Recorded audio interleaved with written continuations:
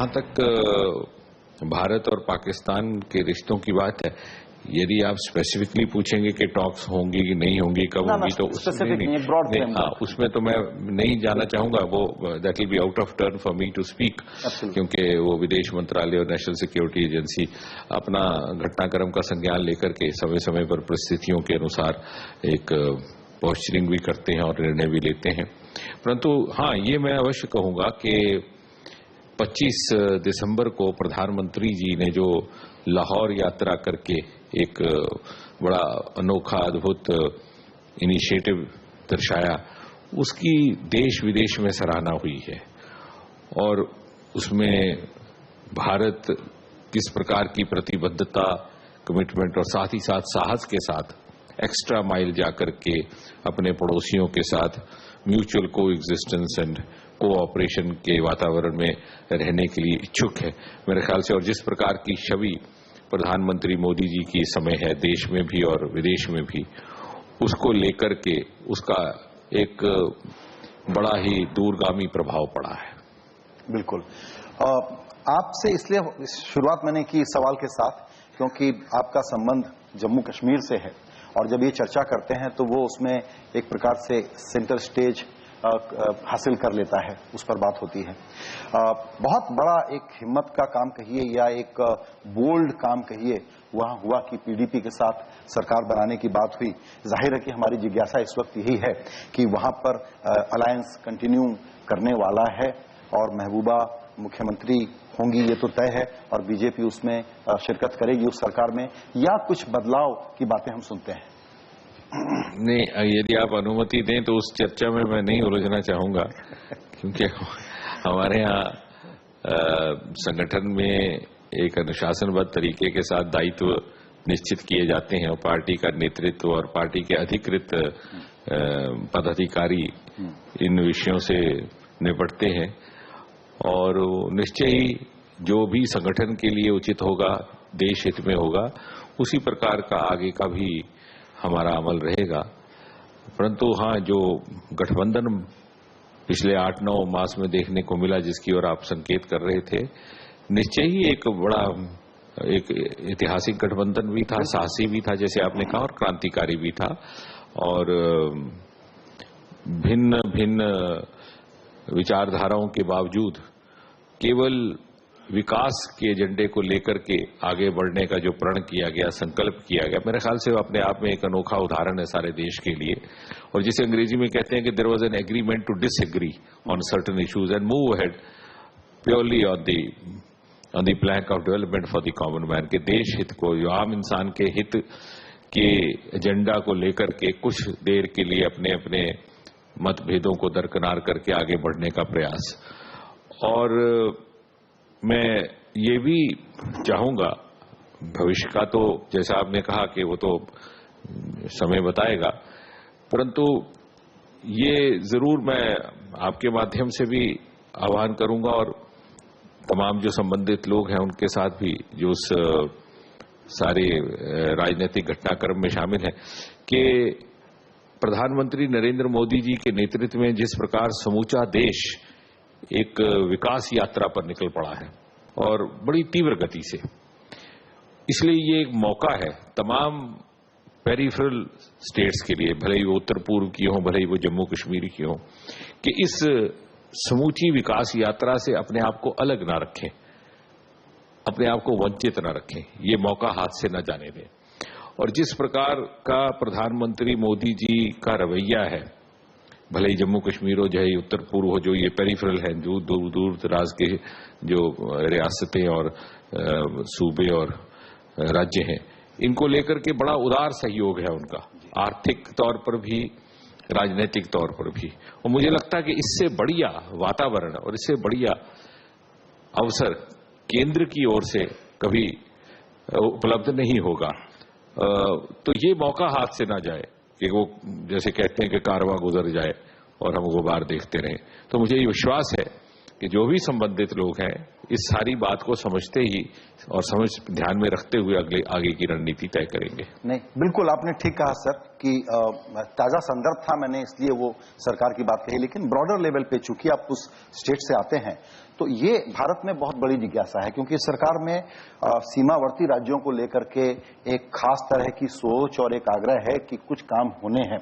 उसका संबंध सिर्फ इंफ्रास्ट्रक्चर बनाने से या पैसे ज्यादा देने से नहीं है, बल्कि खास तरीके से मुख्य धारा में शामिल करने से। आपकी बात के साथ बात जोड़ते हुए आपकी अनुमति से ये मैं कह दूं कि जैसे मोदी सरकार के चलते हमें दायित्व मिला उत्तर पूर्व का, तो मैं अक्सर जब नया नया मुझे ये पिछले शफल के बाद जिम्मेवारी मिली तो जिज्ञासा रहती थी कि इसके बारे में कुछ समझा जाए, अध्ययन किया जाए, जो भी कुछ इनपुट मिले तो उससे सीखें। तो हर व्यक्ति ये कहता कि उत्तर पूर्व को देश की मुख्य धारा के साथ जोड़ा जाए। तो मैंने अपने आप से एक बार प्रश्न किया कि क्यों ऐसा नहीं सोचा जाता कि देश को भी, मुख्य धारा को भी उत्तर पूर्व के समीप लाया जाए। बिल्कुल। और मोदी सरकार में एक बहुत बड़ा लाभ हमें यह है कि प्रधानमंत्री कोई भी अच्छा प्रयोग हो जिसके परिणाम अच्छे निकलते हो, सकारात्मक निकलते हो, कंस्ट्रक्टिव, आउट ऑफ बॉक्स कोई भी एक्सपेरिमेंट हो, उसको वो प्रोत्साहित करते हैं। तो पहली बार मेरे ख्याल से देश के इतिहास में मैंने वहां पर एक सुझाव रखा और मंत्रालय ने उसे आगे बढ़ाया कि हमारा डोनर मंत्रालय का प्रति मास 5-6 दिन या 1 सप्ताह तक प्रति राज्य में बारी बारी से उपलब्धता रहेगी, उनकी उपस्थिति रहेगी, by rotation in each state. कहने का अर्थ ये कि क्योंकि बहुत से लोगों को यही मालूम नहीं था कि उत्तर पूर्व को लेकर के अलग से एक मंत्रालय बना हुआ केंद्र सरकार में। दिल्ली में इसकी जानकारी नहीं थी तो उत्तर पूर्व में तो होना थोड़ा कठिन था। तो वहां जाने से एक तो वहां पर जब हमारे अधिकारी रहते हैं, हमारा मंत्रालय रहता है, तो उनको जमीनी हकीकतों से अपने आप को परिचित करने का अवसर रहता है। साथ में वहां के लोगों को भी, और जैसा आपने ठीक कहा कि सीमावर्ती क्षेत्रों में और इन सीमांत राज्यों के लोगों को ये एहसास होता है, विश्वास होता है कि हमें अपनी हर समस्या के निवारण के लिए दिल्ली जाना ही अनिवार्य नहीं है, लाजिम नहीं है। दिल्ली भी हमारे दरवाजे तक, दहलीज तक आ सकता है। और इसलिए मैंने उस प्रयोग का नाम रखा डोनर एट डोर स्टेप। और ये बहुत सफल भी रहा। और इसका जैसे आपने कहा न केवल जमीन पर लाभ है बल्कि मनोवैज्ञानिक लाभ भी है। तो कहने का तात्पर्य ये कि इन राज्यों को यदि हमने मुख्य धारा के साथ जोड़ना है तो मुख्य धारा को भी इन राज्यों के साथ और उनकी विडंबनाओं और उनकी संवेदनशीलता को समझने के लिए आवश्यकता रहेगी। बिल्कुल। जो इसीलिए फिर एक बार लौटते हैं कश्मीर वाले इशू पे, क्योंकि हम लोग उसमें बहुत ज्यादा भावुक हो जाते हैं या बड़ी एक्सट्रीम पोजीशंस लेकर के उसकी एनालिसिस करते हैं। आप वहां से आते हैं और हम लोग फिर कहने लगते हैं कि भाई यहां तो 3 धाराएं हैं, जम्मू की अलग, कश्मीर की अलग, लद्दाख की अलग। हमको लगता है कि आपकी खुद की बड़ी इच्छा होगी और आप जरूर कुछ खास तरह के काम करने की कोशिश कर रहे होंगे सरकार के हिस्से के रूप में, जिससे कि कश्मीर के बारे में ये पूरी डिबेट बदले, नैरेटिव बदले और हम लोग ये बात करना बंद कर दें कि कश्मीर और दिल्ली।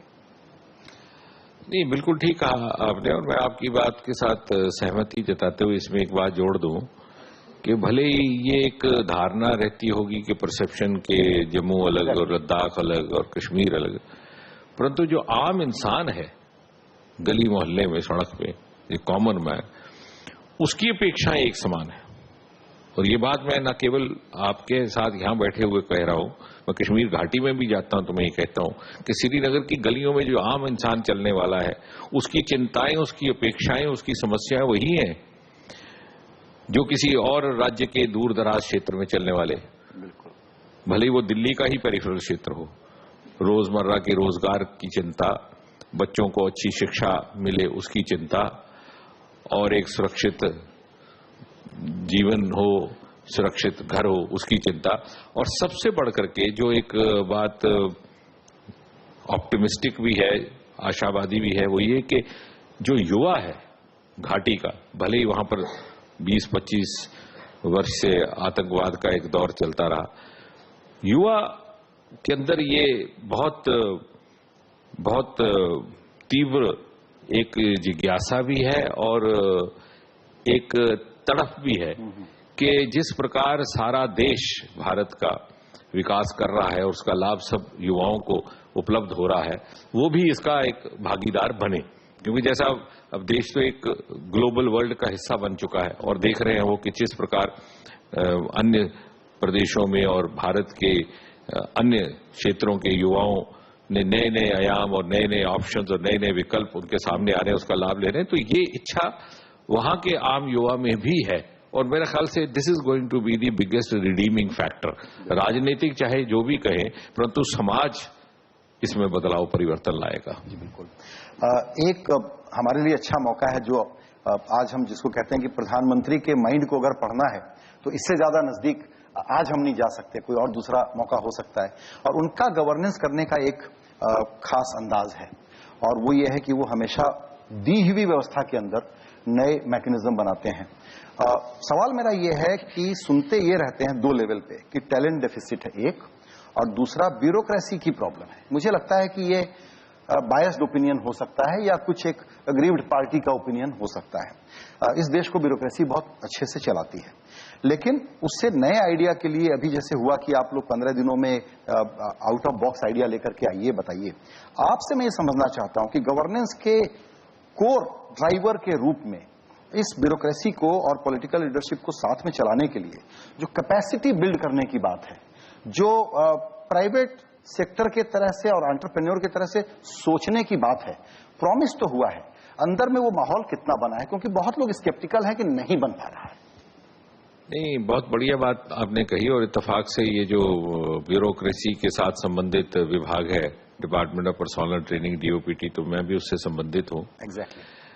पहली बात तो ये कि बहुत से क्रांतिकारी ऐसे कदम उठाए गए हैं पिछले 18-19 मास में जिनकी शायद उतनी चर्चा नहीं और शायद इतना प्रचार भी नहीं हुआ, क्योंकि मीडिया में जरा सनसनी किसी दूसरे प्रकार के विषयों की बनती है। परंतु आपने ये अवसर दिया है तो उदाहरण के तौर पर 2-3 मैं आपके पास बातें रखता हूं। सरकार बनने के 2-3 मास के भीतर ही पर्सनल डिपार्टमेंट ने ब्यूरोक्रेसी के माध्यम से ये निर्णय लिया कि ये जो अटेस्टेशन करवाई जाती थी युवाओं के द्वारा गेस्टेड ऑफिसर से, ये प्रथा बंद कर दी जाए।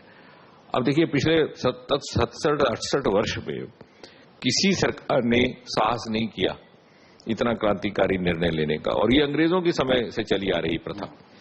और न केवल हमने इससे वो प्रक्रिया सरल कर दी हर युवा के लिए, चाहे वो नौकरी के लिए अप्लाई कर रहा है, चाहे वो बैंक लोन के लिए कर रहा है, चाहे वो किसी और स्कीम के लिए कर रहा है, ना वो प्रथा सरल न केवल हुई, बल्कि सरकार ने एक ये भी बहुत बड़ा संदेश दिया कि look here, we have the capacity to trust the youth of this country.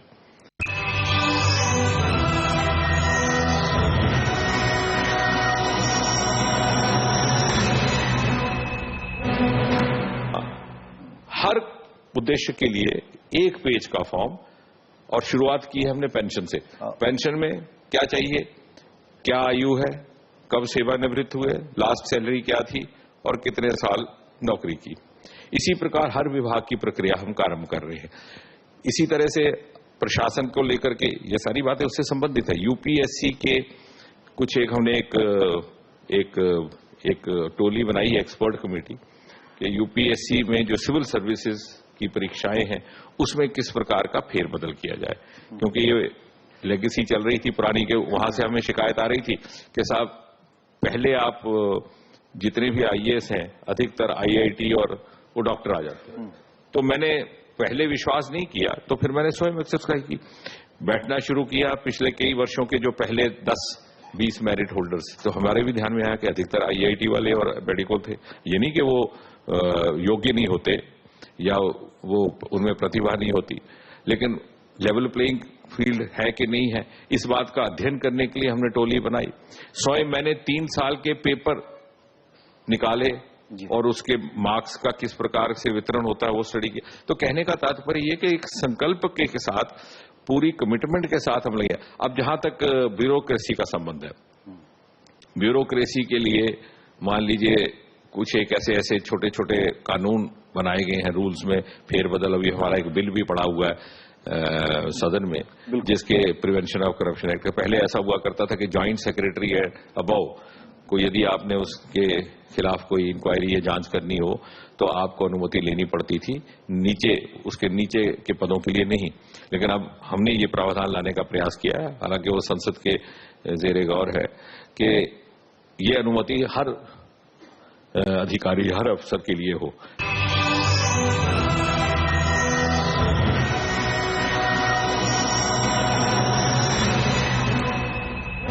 पक्ष में रह सकते हैं, दरियां बिछा सकते हैं और आंदोलन कर सकते हैं। तो कहने का तात्पर्य है कि हमें ईमानदार रहने से ही अपना पॉइंट प्रूव करना होगा। इसलिए हम इसका अध्ययन कर रहे हैं, नेट न्यूट्रलिटी को भी लेकर के, फ्री बेसिस को भी लेकर के। फ्री बेसिस अभी तक तो फेसबुक का एक उसके द्वारा आया है, उसके भिन्न भिन्न क्या पहलू हैं। सर मैं उसमें बताता हूं क्यों ये जरूरी है थोड़ा सा समझना कि आप बिल्कुल ठीक कह रहे हैं कि हर स्टेक होल्डर अपनी अपनी डिमांड, अपनी अपनी लॉबिंग करे, कोई दिक्कत नहीं है। लेकिन वो गरीब का भला करने के नाम पर दो तरह की रेट होगी, एक टोल वे बनाऊंगा, पैसा मैं वसूलूंगा, ये ना करके सरकार डायरेक्ट बेनिफिट ट्रांसफर के जरिए गरीबों को कूपन दे दे कि तुम इंटरनेट के डेटा यूज करो, हम तुमको दे रहे हैं। कमर्शियल प्लेयर ये नहीं कर सकता, उससे समाज कल्याण के नाम पर ये एक बड़ा मिसनॉमर है, उलझ जाएंगे। नहीं, आप ठीक कह रहे हैं, जो आप सुझाव दे रहे हैं ये भी एक विकल्प है और इसका भी अध्ययन किया जा रहा है। जो कहा जा रहा है जीरो रेटिंग, डिफरेंशियल रेटिंग, जिन बातों की आपने संकेत किया, इनकी ये संज्ञाएं हैं, उसका भी है। और यदि कोई इस प्रक्रिया को बढ़ावा दे रहा है कि उसका अपना कोई मोटिव है, तो मात्र ये सोच करके कि उस मोटिव है तो किसी हम लाभ से वंचित ना रह जाएं, उस बात का भी ध्यान रखना है। और साथ ही साथ जैसा आपने कहा कि कोई एक्सप्लॉयटेशन ना हो, उससे भी हम अपने आप को और देश को बचाए रखें। इन सब बातों का संज्ञान करके ही वही किया जाएगा जो देश हित में होगा। आज भी हमारे देश में लगभग 40 करोड़ नेट यूजर्स हैं और जहां तक फेसबुक का संबंध है, जो एक्टिव फेसबुक यूजर्स हैं देश में लगभग 14 करोड़ हैं। तो बड़ी भारी संख्या में ये इस समय इसके यूजर्स हैं और संख्या दिन प्रतिदिन बढ़ती जा रही है। और पिछले 2 वर्षों में जितनी बढ़ी उतनी शायद पिछले 4 वर्षों में नहीं बढ़ी। तो आपका कहना ठीक है कि इस बदलते हुए वातावरण और बदलते हुए तकाजे के साथ हमें अपना भी रणनीति तय करनी होगी। बिल्कुल सर, आइए कुछ सवाल अब हमारे कुछ खास मेहमानों से लेते हैं। प्रियंका संभव के पास। जी सर, मेरे साथ है सामरिक विशेषज्ञ सुशांत सरीन, जो पूरे 11 साल से जब से हमारा चैनल चल रहा है हमारे साथ हमेशा इन मुद्दों पर रहते हैं और आज अपना सवाल रखना चाहते हैं मिनिस्टर साहब के साथ। Thank you sir. 3 छोटे छोटे सवाल हैं। एक कुछ हद तक आपके मंत्रालय से है। एक बहुत जो ऑफन हमारे को कंप्लेंट सुनाई देती है ब्यूरोक्रेसी में भी, बाकी लोगों के साथ भी, वो कोऑर्डिनेशन की बात है कि सारा का सारा सेंट्रलाइजेशन इतना हो गया है डिसीजन मेकिंग कि everything is getting funnelled into the PMO and वो बाहर उस लिहाज से नहीं निकल रहा, खास तौर पर जहां पर अपॉइंटमेंट्स और बहुत सारी अपॉइंटमेंट्स जो हैं अभी तक नहीं हुई। पहली बात तो व्हाट इज द प्रॉब्लम। दूसरी चीज कश्मीर से लेकर है कि रेडिकलाइजेशन और पोलराइजेशन कश्मीर में हमारे को एक नई चरम सीमा पे जाते हुए नजर आ रही है। उसमें इस्लामिक स्टेट की तरफ रुझान की भी बातें सुनाई दे रही हैं और ये कुछ उसी तरीके का माहौल बन रहा है जो 80 के दशक में बना था। और दिल्ली में हम लोग सब लोग उस जमाने में भी बहुत आश्वस्त थे कि कुछ नहीं होगा, लेकिन फिर वो उबाल आया वहां पर। तो उसके बारे में अगर आप कुछ बता सकेंगे क्या कर रहे हैं। और फाइनली, क्योंकि ये एक बिजनेस चैनल है, कश्मीर में बिजनेस एक्टिविटी को प्रमोट करने के लिए, ताकि वहां पर इन्वेस्टमेंट जाए और जो वहां पर स्ट्रक्चरल प्रॉब्लम्स हैं रेस्ट ऑफ इंडिया के इन्वेस्टर के लिए in terms of property relations, in terms of other things, उसके बारे में कोई सोच विचार आपकी सरकार, क्योंकि दिल्ली में भी और कश्मीर में भी आपकी सरकार है, उसके बारे में क्या सोच विचार है? जी। अब फर्स्ट थिंग्स फर्स्ट, तो पहले प्रश्न का जहां तक संबंध है, मैं तो मोटे तौर पर यह कहूं एक वाक्य में कि ऐसा नहीं है। प्रत्येक मंत्रालय को पूरी स्वतंत्रता दी है प्रधानमंत्री जी ने अपना दायित्व निभाने की। और यदि आपको कहीं ऐसा लग रहा है कि पीएमओ पे सारा केंद्रित है, तो ऐसा नहीं है। बल्कि मैं ये कहूंगा कि कई वर्षों के बाद प्रधानमंत्री कार्यालय की प्रतिष्ठा फिर से बहाल हुई है। अब प्रधानमंत्री कार्यालय किसी तीसरे कार्यालय से आदेश नहीं लेता। तो शायद समाज और राष्ट्र को 10 वर्ष इसलिए आदत पड़ गई थी को पीएमओ को उस तरह से समझ ले। PMO is PMO, prime minister देश का एक होता है। 125 करोड़ का एक ही प्रधानमंत्री है और उसकी प्रतिष्ठा गरिमा मर्यादा रहनी चाहिए।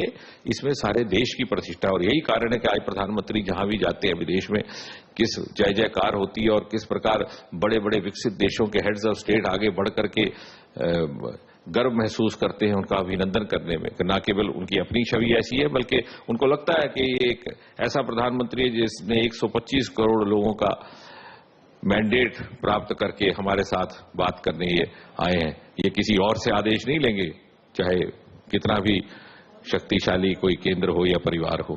तो एक तो वो है, so we are proud of it. परंतु इसका अर्थ ये भी नहीं कि किसी मंत्रालय के कार्य में हस्तक्षेप है। हाँ, प्रधानमंत्री, जैसे कहा जाता है कॉन्स्टिट्यूशन का भी यही स्पिरिट है, prime minister is first among equals. मंत्रिपरिषद में भी फर्स्ट अमंग इक्वल्स। तो हर मंत्री का ये सौभाग्य है कि वो प्रधानमंत्री से मार्गदर्शन प्राप्त करे, और हर प्रधानमंत्री भी ये मार्गदर्शन देने के लिए तैयार रहे, इस प्रकार की भी अपेक्षा रहती है। तो ये एक अच्छा समन्वय है। अब दूसरी बात रेडिकलाइजेशन की और तीसरी बिजनेस की। देखिए, ये आपकी बात में जो चिंता है वो जायज है कि समय समय पर कुछ एक तत्व ऐसे रहते हैं जो अपने किसी स्वार्थ के लिए या कभी कभी राजनीतिक लाभ के लिए रेडिकलाइजेशन या सक्सेशनिज्म की बात शुरू करते हैं, because this is an easy way out to make us quick political mileage. और जो इस प्रकार के पेरिफेरल राज्य है, जम्मू कश्मीर है ही है क्योंकि ये तो संवेदनशील राज्य है, और पाकिस्तान का भी फैक्टर है, दूसरे प्रदेशों में भी ऐसा देखने को मिलता है, उत्तर पूर्व में भी।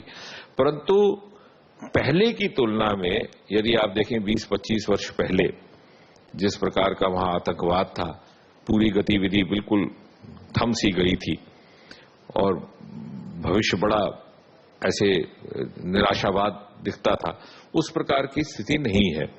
क्योंकि जैसा मैंने अभी कुछ समय पहले कहा कि आम युवाओं में ये अब तड़प है कि हम सारा देश इतनी तेजी से आगे बढ़ गया, और चूंकि नेट का जमाना है, इंटरनेट का, उनको पता चलता है, जानकारी प्राप्त होती है। शायद 20-25 साल पहले उन्हें इस बात का एहसास नहीं होता था कि वो कहां पिछड़ गए हैं और कहां दुनिया आगे बढ़ गई। आज उस बात का उन्हें एहसास पहले से कहीं अधिक होने लगा, और इसलिए बहुत आसान नहीं है कि उन्हें इस बहलावे में लाया जाए। So that is our optimistic factor. परंतु मैं आपकी बात फिर स्वीकार करता हूं कि हम जो राजनीतिक जीवन और सार्वजनिक जीवन से संबंधित लोग हैं, हमारे ऊपर विशेष जिम्मेवारी रहती है कि कहीं हम ये जो सॉफ्ट ऑप्शंस हैं उनको सकम्ब करते हुए अपने राजनीतिक रोटियां ना सेके। तो ये दायित्व यदि हम सब जिम्मेवारी से निभाएं तो मैं समझता हूं ऐसी परिस्थिति उत्पन्न नहीं होगी। और तीसरा प्रश्न जो है उद्योग का, निवेश का, देखिए, पीस एंड ट्रेड या peace and development have a reciprocal relationship. जिस क्षेत्र चाहे कोई हो, प्रदेश का है, कोई हो उत्तर पूर्व का, जम्मू कश्मीर को, यदि वहां शांति अमन नहीं होगा तो उद्योग निवेश नहीं होगा, विकास नहीं होगा, और यदि विकास नहीं होगा, उद्योग नहीं होगा, तो रोजगार नहीं होगी, अशांति होगी, अनरेस्ट होगा, तो आतंकवाद होगा। तो दोनों ही चीजों का मैं इसलिए कहता हूं, जब भी मैं कुछ एक लोग आते हैं मुझसे पूछने या मेरी राय लेने, तो मैं कहता हूं कि you can not wait for the last gun to fall silent, and that should not be the approach कि साहब अभी तो फिर भी गुटशुट घटनाएं होती हैं, इसलिए ये दोनों प्रक्रियाएं साथ साथ चलें। और इसलिए हम आह्वान करते रहते हैं कि प्रदेश जम्मू कश्मीर में निवेश किया जाए, और साथ साथ वहां के वातावरण में अनुकूलता रहे, शांति रहे, उसका भी प्रयास रहे। Both the things have to be pursued simultaneously. और पहले की तुलना में उसमें कुछ प्रगति भी हुई है, ऐसा नहीं है कि नहीं हुआ, लेकिन फिर भी आपकी चिंता इसलिए ठीक है कि जब हम उसकी तुलना करते हैं दूसरे क्षेत्रों से, तो निश्चय ही कोई भी उद्योगपति वहीं उद्योग लगाना चाहेगा जहां हर प्रकार के फैक्टर्स अनुकूल हों। जहां थोड़ी सी अनसर्टेनिटी हो तो निवेश करने से थोड़ा सा प्रोत्साहित नहीं होता। उत्तर पूर्व को आप देखिए, मैंने इन्वेस्टर्स को आपको उदाहरण दे रहा हूं क्योंकि दीज आर डाइवर्स फैक्टर्स। मैंने बहुत से फ्रूट ग्रोअर्स के साथ बैठकें की व्यक्तिगत तौर पर, और मैंने उन्हें समझाया, जो उनके पास शायद आंकड़े भी नहीं थे। मैंने कहा आपको जानकारी है कि उत्तर पूर्व में लगभग 40% फल जाया जाता है, ऐसे नीचे गिरा पड़ा। इतना बढ़िया खूबसूरत पपीता ताजा दिल्ली में खाने को नहीं मिलता आपको, दिल्ली में खाएंगे तो ना उसका स्वाद है ना फ्लेवर है, वहां ताजा और जमीन पे पड़ा है, क्योंकि ना स्टोरेज है ना ट्रांसपोर्टेशन। मैंने कहा आप वहां जाइए और वो आप उसकी प्रोसेसिंग कीजिए and you will be able to produce the real juice, वो वाला नहीं जो यहाँ रियल है, वो असली रियल जूस। और मैंने कहा उससे क्या होगा, आपको भी उद्योग बढ़ेगा, रोजगार वहां पैदा होगी, और ना केवल वहां, बाहर भी आप करेंगे, कुछ डीलर्स अपॉइंट करेंगे, फ्रेंचाइज। लेकिन पिछले 1 वर्ष से निरंतर प्रयास के बावजूद भी बहुत ज्यादा प्रगति नहीं हुई, और मैं दोष उनको नहीं देता। मैंने स्वयं अपने आप को पूछने का प्रयास किया कि क्या कारण है, तो मुझे लगा कि कारण यह है कि वहां पर कनेक्टिविटी की प्रॉब्लम है। उत्तर पूर्व में कनेक्टिविटी की बहुत बड़ी प्रॉब्लम है। कई बार आपके लिए उत्तर पूर्व के किसी प्रदेश से दिल्ली आना शायद आसान हो, लेकिन इंटर रीजनल कनेक्टिविटी बहुत कठिन है। एक दूसरी जगह से जहाज नहीं जाता, सड़कें इतनी अच्छी है नहीं। हाँ, मोदी सरकार को ये श्रेय जाता है कि 2 प्रदेश रेल लिंक पर लाए गए, मेघालय, अरुणाचल। कुछ ही दिन पहले त्रिपुरा भी लाया गया, और इस त्रिपुरा में तो पहले ही था लेकिन ब्रॉड गेज किया गया, और अब धीरे धीरे आगे चल करके हम और भी प्रदेशों को जोड़ेंगे। तो इस कनेक्टिविटी के कारण बेचारा उद्योगपति जाएगा, फल उठाएगा, ट्रांसपोर्टेशन ही फल खराब हो जाएगा। तो वी हैव टू क्रिएट, देखिए उद्योग कहीं भी लगाना हो तो आप उद्योगपति को धक्का नहीं लगा सकते, क्योंकि जो इतना बड़ा बिजनेसमैन बना है आखिर वो भी तो समझ रखता है। तो मैं अक्सर अपने राजनीतिक सहयोगियों से भी कहता हूं कि आप बड़ा बड़ा कनक्लेव बुलाते हैं, सारे उद्योगपतियों को बिठा करके पूरे दिन की वर्कशॉप की, सुबह ब्रेकफास्ट पे रजिस्ट्रेशन हुई, फिर एक लंच हुआ इतने बड़े होटल में, फिर रात को बैंक्वेट हुआ। और भी हम समझते हैं अरे हमने आज इनको कन्विंस कर लिया, ये उत्तर पूर्व चलेंगे, ये जम्मू कश्मीर से। ऐसा नहीं होता। यदि मैं वहां पर वातावरण अनुकूल बनाऊंगा तो बगैर कनक्लेव किए हुए ये वहां पर खींचते चले आएंगे, क्योंकि उद्योगपति तो उद्योगपति है, उसने देखना है where he can make profit, and जब वो प्रॉफिट बनाएगा ठीक है, वो उसका अधिकार है, साथ ही साथ समाज का भी लाभ होगा। तो हम अपना अधिक ध्यान, प्राथमिकता परिस्थितियां अनुकूल बनाने के ऊपर दे तो उद्योग और निवेश वहां पर स्वाभाविक तौर पर होगा। तो आपका कहना ठीक है, और मैं समझता हूं कि शायद जो आपने प्रश्न उठाया विषय, इसके द्वारा सबको हमको ये भी समझ आए कि वहां की परिस्थितियां, उत्तर पूर्व में भी मैं यही कहता हूं कि हम बड़ी बड़ी यहां कॉन्फ्रेंस करने, ठीक है वो थोड़ा बहुत उसका प्रभाव रहेगा, लेकिन जब वहां वातावरण अनुकूल बनेगा तो लोग स्वयं आएंगे। जी, एक सवाल इधर है, मेरे साथ है Aishwarya Bhati, advocate supreme court. Aishwarya ji. नमस्कार sir, first I want to compliment ये जो पूरा आउटरीच है नॉर्थ ईस्ट का, it is really a commendable job of this government. In fact it was embarrassing कि in the time of globalisation we could not reach out to a large part of our own territory. पर अभी आपने काफी सारी बातें करी, how you are rationalising the bureaucracy, how you are making it easier, interviews are going for grade C, grade D, etcetera. मेरा सवाल यह है कि आम आदमी को करप्शन कब कम हुआ है, ये फील होना कब शुरू होगा? बहुत बढ़िया बात की आपने। अब इसमें कोई संदेह नहीं कि वर्तमान सरकार ने भ्रष्टाचार को लेकर के अनेकों प्रावधान लाने का प्रयास भी किया है, और हमारा ये मुद्दा भी था सरकार में आने से पहले, और विपक्ष में तो कई वर्ष रहे कि zero tolerance to terrorism, zero tolerance to corruption. लेकिन जो आपने प्रश्न किया है उसका यदि संक्षेप में उत्तर दे दिया जाए तो मैं अक्सर अपने अधिकारियों के साथ भी बैठे ये बात कहता हूं कि ultimate objective for any society to get rid of corruption is not to introduce more and more anti corruption laws, but to achieve the state of इनकरप्टेबिलिटी।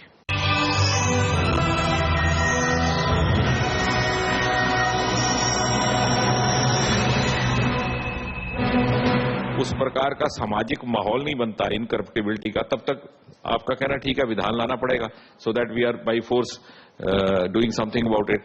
दूसरी ओर हमने साथ साथ ये भी प्रावधान लाए हैं कि भ्रष्टाचार के झूठे शिकायत के कारण किसी अधिकारी या अफसर को नुकसान न हो और उसका इनिशिएटिव समाप्त न हो। बिल्कुल, बहुत ही सारगर्भित चर्चा हुई और थोड़े अलग अंदाज से एक अंतरंग झलक देखने को मिली कि मोदी सरकार दरअसल किस प्रकार काम कर रही है, और बहुत सारे नए विषयों पर थोड़ा डिटेल में बात हो पाई। आपने हमारे लिए वक्त निकाला, बहुत बहुत धन्यवाद, मुझे बहुत कुछ सीखने को मिला। धन्यवाद। Thank you so much sir.